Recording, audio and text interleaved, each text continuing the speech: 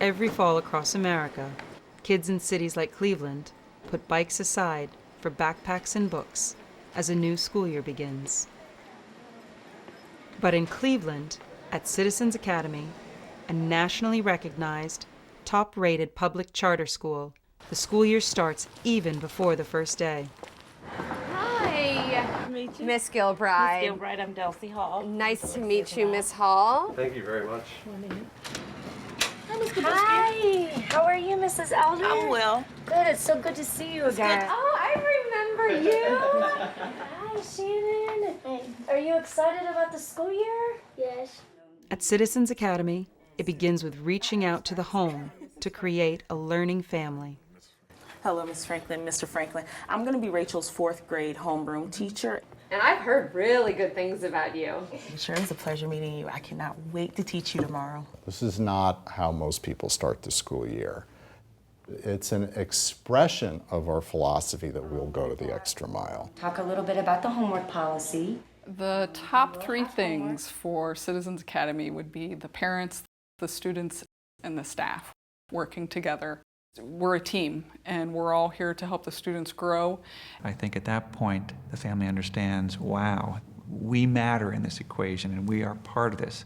If there's going to be success, it's because the families are committed, and they make it happen.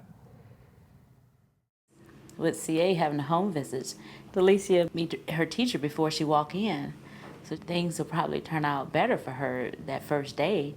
And if you start off with a good day, then you should wrap up the year with a good year. At the home visit, we introduce the MAP, or My Achievement Plan. Each student at Citizens Academy has an individualized plan. And this is his map. And I know you've seen this before, his achievement plan. We'll go over the plan that we'll have in place for school and then the plan that you'll have at home. Excellent. And what's your goal this year?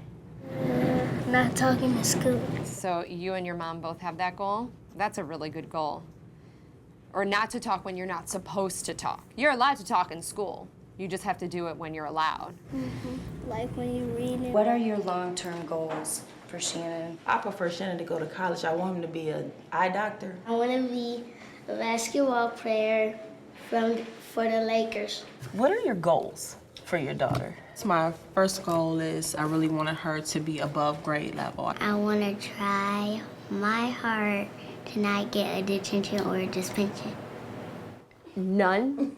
Okay, we're making a deal right now. Okay, I believe in you. Once we identify the goals, we're going to let the parent know what we at school are going to do to help the child meet the goal.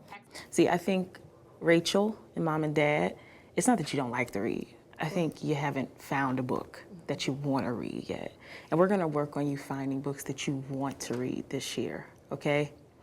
And there's a place on the map for the school to make their commitment and a place for the family to make their commitment in writing. I think it shows the teachers care, the school cares. Even when I was younger, the teacher never came to your house. Ever. It was unbelievable. They're like, well, she came to my house. She's a friend now. I can actually raise my hand and talk to her. I like that. They didn't have a whole lot of parent outreach at her last school. You can see the difference. We'll see children who feel very special that their teachers are coming to their home. It was nice, a lot of cleaning to do. And what a wonderful thing for a child at the beginning of the school year to feel that special. It made me feel happy, excited, and nervous. As with Delicia's anxiety, many families are standoffish about school. Not only do teachers at Citizens Academy work hard to overcome this, but the school also has a full-time administrator dedicated to student and family relations.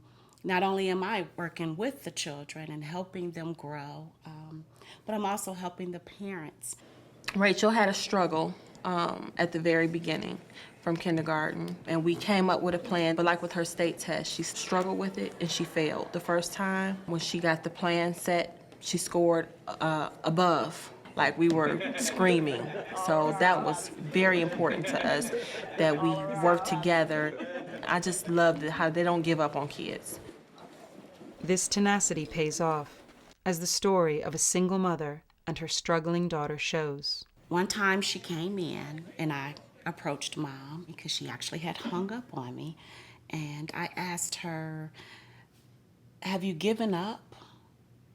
And surprisingly, Mom admitted to giving up. What I told Mom was, we can work together, and if we can work together, then we can actually make a difference. But Mom just needed somebody to be there, to talk to get advice from, but she wasn't going to just ask for it. And it's easy for us to give up on a child, but not giving up on her is what made her a success, and she graduated last year. Sorry.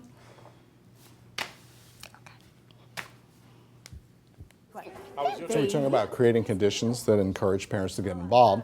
Well, a school full of people who love your child has worked wonders with parents. It's just the three of us, my two sons and I. I'm a single dad, and it's a little difficult throughout the day-to-day grind, but knowing that you have a school that genuinely cares about the children, to actually educate them and to help them succeed in society.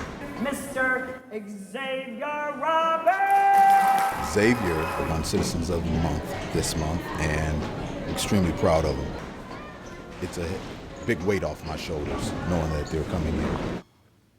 Everyone here genuinely loves the children. Every teacher know your name. Every student know your name. They know every parent name, every child name, from kindergarten to 5th grade. Everybody knows everybody. And it's like a more personal relationship. And that's what I like about the school. One of the most important things to me is the fact that they have a lot of parent involvement. They have mandatory volunteer time. So I have to put in these hours, and even though I might not like it. So whatever they ask, that's what I do. And I'm enjoying it. It pushes me and it keeps me involved with her. So that's why I volunteer, because I want my children to know that school is not something that you can do on your own. Without me and without us as a team, things could fall apart rapidly. The more the parents are involved, the more they are also educated in what their child does from day to day.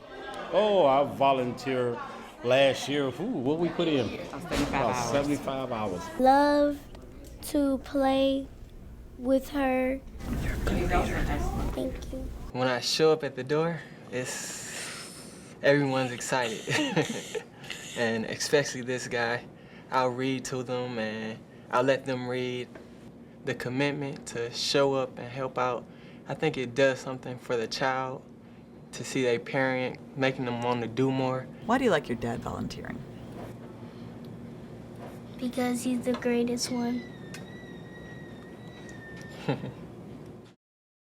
At Citizens Academy, we have a range of parents. I recently became aware of a family. There was not one bed in the house. And I guess kids would pile up dirty clothes and sleep on them at night.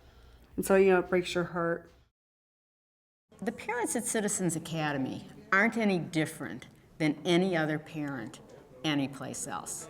Some of our families want to be involved. Some of our families don't want to be involved.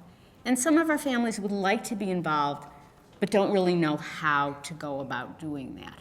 And so a lot of what we do is give our families the tools, help teach them how to most effectively be involved in their child's education.